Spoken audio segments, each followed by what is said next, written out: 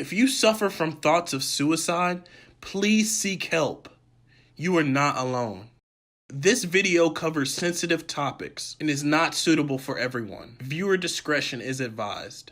What's up, y'all? It's your boy AJ, and this is AJ Reacts 2.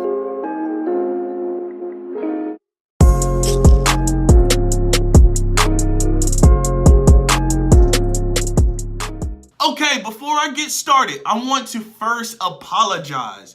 A couple weeks ago, when I reacted to the Us trailer, I mispronounced one of the actresses' names. Okay, so we got Lupita Nyong'o.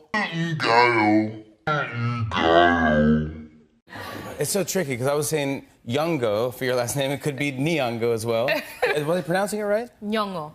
Nyong'o. Yes! Nyong'o. Yes! I said it right. Lupita Nyong'o. Yeah. Nyong'o. Lupita Nyong'o. For anybody I offended, I'm sincerely sorry. Now down to business. I'm about to throw out 10 reasons why the Netflix film Bird Box should have been a miniseries. And for those of you who don't know what Bird Box is, this film is about an evil force that when looked at by humans, it will change their state of mind and want them to commit suicide. Yes, I know that this concept is extremely dark, but the creators made it sort of like a zombie movie rather than anything else. Number 10 on my list, the monster/entities. Now, we don't really know where these monsters came from or what they really want.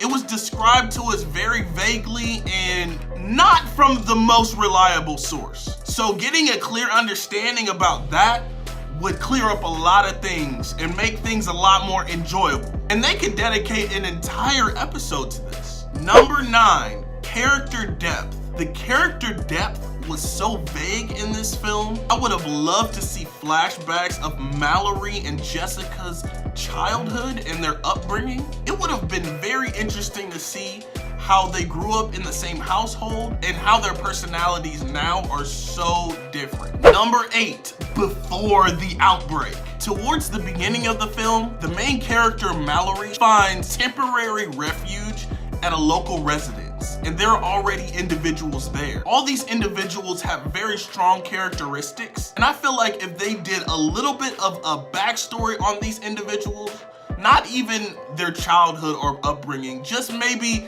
like a year before the outbreak, that would be awesome to see, and it would explain a lot about how they act and react to one another. Number 7, the animals. I don't know if anyone else was wondering, but I was wondering if animals were affected the same way that humans are to this entity. I know the title of this film is Bird Box because the birds can detect when somebody has been affected. We never saw the animals actually looking at the creature, and that would have been interesting to see. Are animals affected?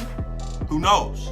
Number 6, the river scene. Now, this scene was split up throughout most of the movie, which I really enjoyed, but I feel like there would be more obstacles. They were on the river for 42 hours, and they maybe encountered 3 or 4 obstacles. Now, if this was a mini series, I would enjoy that each episode they would show different scenes of them on the river, but going through a different obstacle each episode. It really would show the struggle, and the scene didn't feel as long as it should have because it wasn't a mini series. It was a 2-hour movie. I think we would have really gotten the feel for the struggle and the time that it took when they were out there on that river. Number 5, Gary.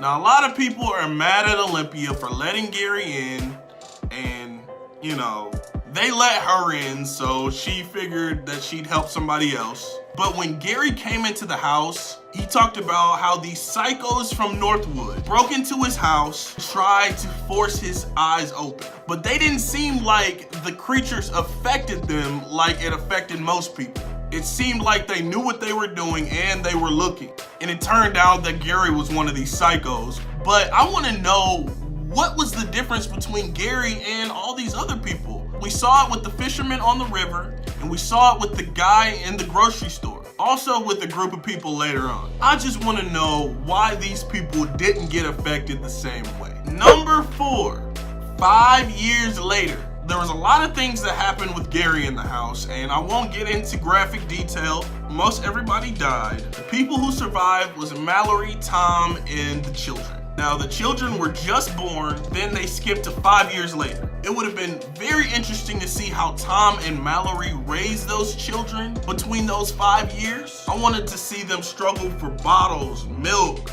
diapers, you know, everything that a baby needs. Almost the only interaction we see with Tom and the children is when he's telling them a story and Mallory cuts him off from finishing it. These are basically his kids too. He raised them. Number 3, Tom and Mallory's relationship. From the beginning, we saw that Tom and Mallory kind of had a connection. So in between those 5 years, I would have liked to seen their relationship blossom. I know going out on dates probably wouldn't have been possible, but it would have been nice to see them bond and grow closer. So I'm thinking like a 10-minute scene per year. That could have been an entire episode. Number 2, Dr. Lapham. Dr. Lapham was the doctor that Mallory saw right before the outbreak. She had an ultrasound appointment. We see Dr. Lapham again towards the end of the film at the Janet Tucker School for the Blind. This is where they seem to have permanent refuge. I would have enjoyed to see a brief journey that Dr. Lapham had to make to get there, because we kind of just saw her at the beginning of the movie and at the end. So that would have just been cool to see. Number 1.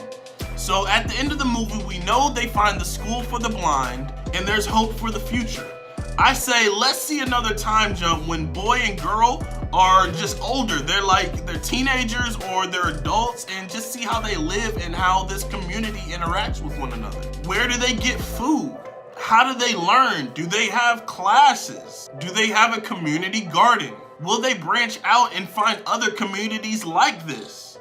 10 episode series, 50-minute episodes, that's all I would like. I feel like that's not too much to ask. So don't get me wrong, this film was excellent. We had Sandra Bullock, Trevante Rhodes, John Malkovich, Danielle McDonald, Lil Rel. They all brought forth awesome performances, but I just wanted more. So if you like my list and think that they should have made a miniseries, smash that like button, subscribe to my page, and hit that little bell in the corner so you can get my videos to your notifications. Thank you for watching, and I'll catch you guys next time.